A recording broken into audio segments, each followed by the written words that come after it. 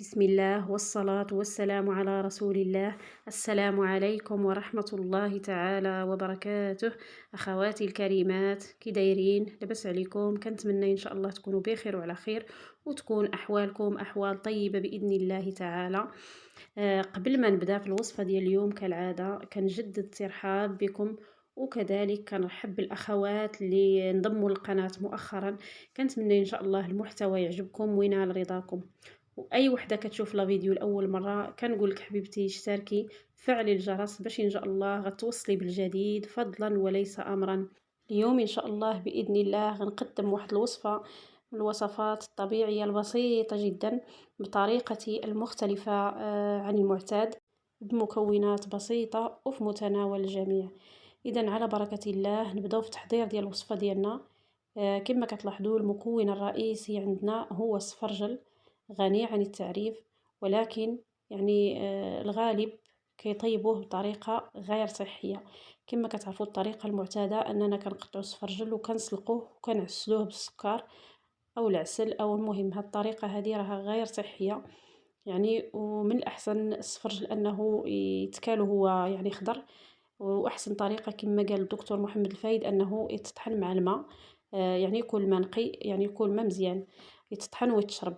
ولكن حتى هاد الطريقة اللي كنقدم لكم اليوم كتبقى طريقة صحية. كما كتلاحظوا معايا المكون الثاني اللي هو البصل أو البصلة.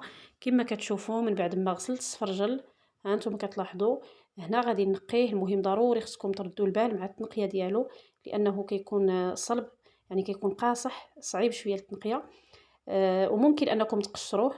هانتوما كتشوفوا انا هنا ما غاديش نقشرو، فقط غنحيد يعني البلايص اللي كيكونوا مسوسين، وغادي نخليه نحاول ما امكن انني يعني نشرطو يعني الطريقه المعتاده. هانتوما كتشوفوا.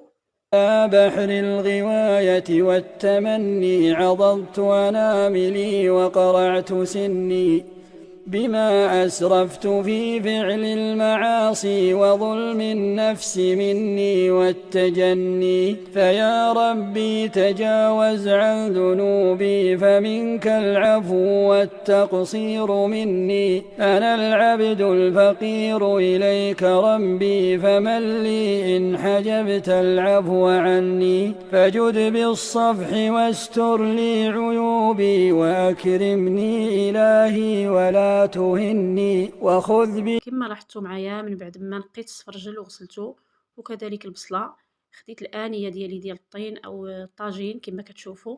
هنا كنشلط فيه البصله، ممكن ديروا بعض الحبات ديال الثومه انا راني نسيتها. وغادي نحط السفرجل كما كتشوفوا.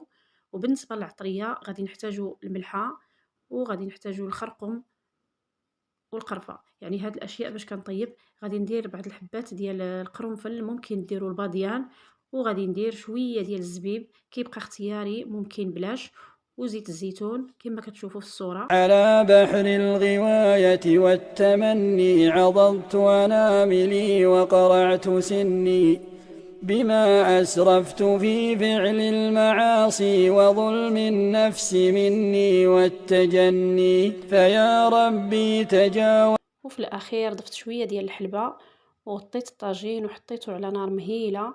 كنأكد على النار تكون مهيله.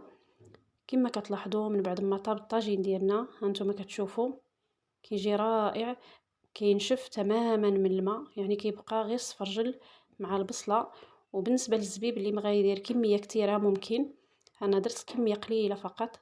هانتوما كتشوفوا هنا كنكون وصلت للنتيجه النهائيه.